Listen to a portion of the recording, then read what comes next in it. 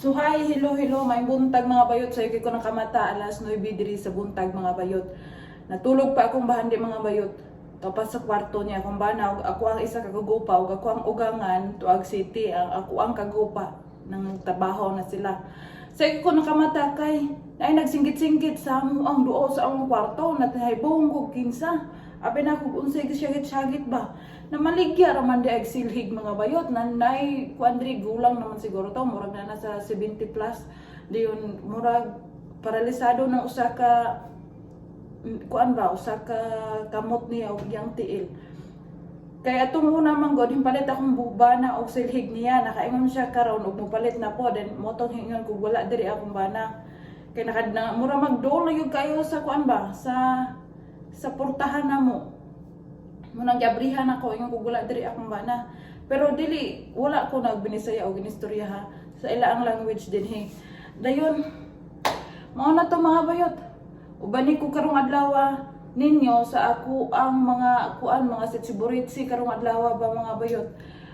Kuan kanang himpalit ang ako ang ugangan ako og sanina mga bayot og sanina sa ako ang kuan sa ako ang bahandi. Wa ko umangay sa sanina nga iyang gipalit mga bayot. Patsada siya mga bayot. Unya kay ang bingal tagahawak ba murag naabot na dinhi sa imo ang paa. Nya di ta mo suot og naibingal mga bayot kay kaning ato ang panit kadaghan kang inibtan og lansang ulaw ra kayo suoton. Dahil di po ko ganahan sa color mga bayot kay palong kayo. Kana mo sila diri ug musuot na sila og mga sanina. Kanang ila ang mga sanina ganahan na sila og mga dark na nakabantay mo nga kanang mga sanina puros itong kanang ilang sanina itong puti or pula. Mao ra ginay sanina ako ang matagbuan sa akong mga mata inig mulantaw sa ila ang lawas ug bunglakaw mi mao na ilang mga sanina pero kanang mga decolores rainbow wa gyud na sila ganahan musuot ang sanina mga bayot mo nang miningan ko sa akong ugangan nga pwede ba pailisan kay sayang kay mga bayot ang palit niya to murag $29 man siguro dayon kay nakakuan lagi siya mga bayot kanang nakadawat siya sa iya ang kaugmaon kada bulan ba basta na siya kaugmaon ako na ko'y suoton.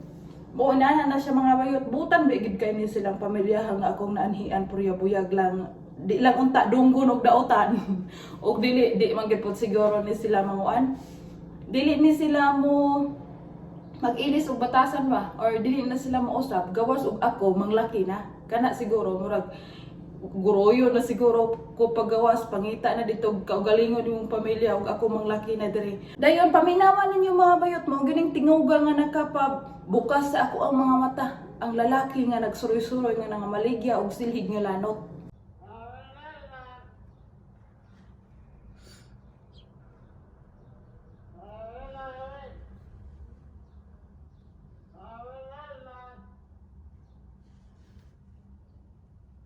So morning tinguga ako ang namatan mga bayot. Padulong na dahil mi sa shop nga gipalitan sa ako ang ugangan sa sanina. Gadali-dali mi diri mga bayot kay hastang inita unya natulog pa po ng ako ang bahandi. Alas 10 na diri sa buntag mga bayot pero ang init mura na og alauna sa hapon. Sakit kayo sa panit og way hangin mga bayot. Kaning ilang tindahan diri na sa ilalom underground ba? Di na dito mo pakit-on ug unsay naa sa sulod kay naay CCTV aning kadaplinan. Bawal mangguna nila diri og pakita nila og unsay sulod sa ilang tindahan. Pauli na dayme, gibit-bit na nako ning sanina nga nailisan na gyud. Wa magkukulayhi etong gipalit sa kugangan daghan kayong bingal. Sayo de kay ning ga-opening tindahan diri daghan kayo mga prutas sa kilid-kilid. Nabot na may diri sa among panimalay mga bayot hastang inita sa gawas. So mangita ta dirig pabugnaw sa ato ang tiyan. Akong mga kagupa nangaon na ni gabi ako wala ko hingkaon kay murag wa ko layhi. Onya kani sila og unsay lang gikaon mga bayot di gyud magsilbig di ko nila binlan. So karon ato ni kanon ning sobra. Pastilan mga bayot gahinam-hinam pa kog abre kay mukaon ko Jesus Maria Josep na ingon maniglamaw.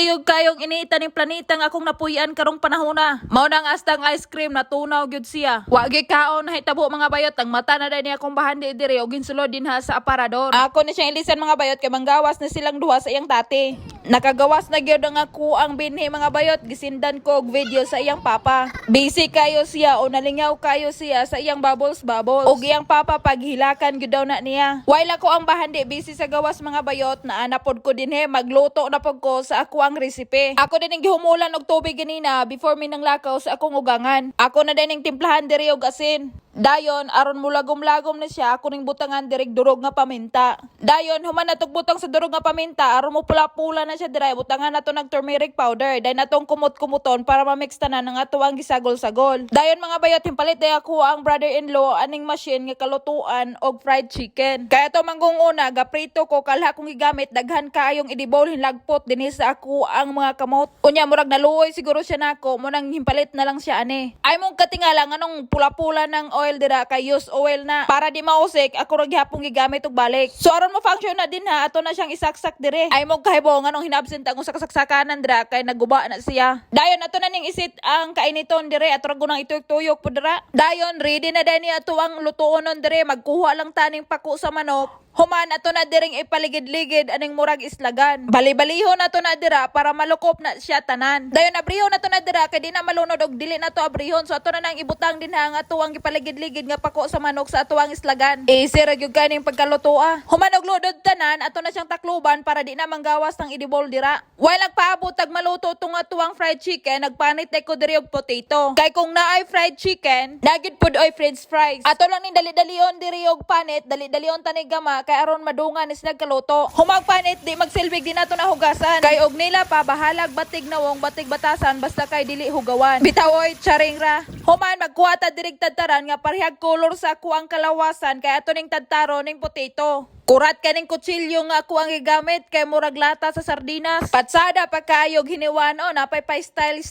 Ato nang patsadaon din ha aron ingnon putag creative. Humanog hiwa di gyud magsilpig di nato na butangan og asin. Dayon isunod nato ning turmeric powder. Kay lisod pug kayog patsada kayong design. Unya, way lasa. Dayon isunod nato niya to ang paminta dire. Dayon ato lang ning bubuan diri nga ato ang kalha og idibol. Nya kaning kalha ang akong gigamit gialap-up. Dayon aron mainit ng idibol dira, syempre atong dagkutan. Pagkainit sa idibol ato na ning ilonon ning ato ang potato dire. Dayon man ato na siyang ukay-ukayon dira mga bayot aron dili na siya mapagod. Siya rog ikauli patagbana ani nga maay kayo muluto ni oh. Maskin pagpiyunga ning pagkalutoa, lami gihapon ni siya. Paghugas ni Kudrig utanon kay ako po na siyang landahon. Gikan og basara ko ang bana ganina mo ni yang gipamalit biningon siya og ako kuno ning ibutang sa oven. Unya kay kani laging asawan niyang buutan pug kayo kung sa iyang istorya atong tumanon. Kay malisod pud og magama-gama kog laing resipe unya di sila mukaon sa ako ang gigama na nayati na noon.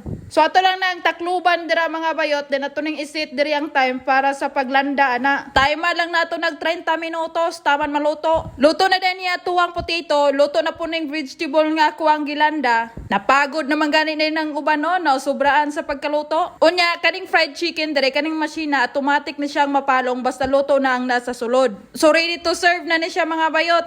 Ato lang na siyang haonon kay ato na siyang ibutang dinhi sa ato ang mahiwagang plato. So magluto tanan, andamo na nato ning atong lamisa dire. Inanao na siya pag andam o pagbutang sa plato sa lamisa. O di ba? Lopig pay buang nako ani. Mo na igingon dig nato seryoso ng ato ang kinabuhi kay ang kinabuhi sa tawo lumalabay ra. O inaniyo na gunao posingan, humanog pusing og di gyud makaya, sayaw-sayawan nato ni diri og parong-parong G. Pero pasensyain ang na ninyo kay nawong ragkamot boy nangusog ana. Akong lawas mga bayot di gyud mo cooperate. Og naay plato di gyud nato kalimtan ang ato ang baso dinha. Kay malisod pud og kinamuto nilag pag-inom og soft drinks. Ato lang gud po nang itapa din na sa plato tagsa-tagsa dira. Kung sa amuha sa una nga among hapag gamitonon og pagbahin og mananggian, dinhi mga bayot ang ilang hapag butanganan og pan. Dahil lahi ng klaseng pagkapada ako nang gi-slice then gibutangan po ako naglavash. Kung sa ato ang ginamos isda, dinhi ilang ginamos mga otanon. Pickles ang tawag ani nila, lami kani kanon dire kay asgat-asgat unya aslom-aslom. Muragod po ni siya og bulod ganay suka, makapagana sa pagkaon ug mukaon na ka. Dayon isunod na tunig butang dinhi ang ila ang cheese. Usara ni ka klaseng cheese nga ako ang nabutang karon kay more available vegetable dinhi sa ila ang panimalay mga bayot. Pagkahuman, di ginato nakalimtan ni nga tuang mahiwagang mga vegetable fresh from the farm pa kay ni mga bayot. Nay tomato, atsal og kading ila ang pipino. Dali-dalion tanig hapnay dinhi kay daghan kaayong ba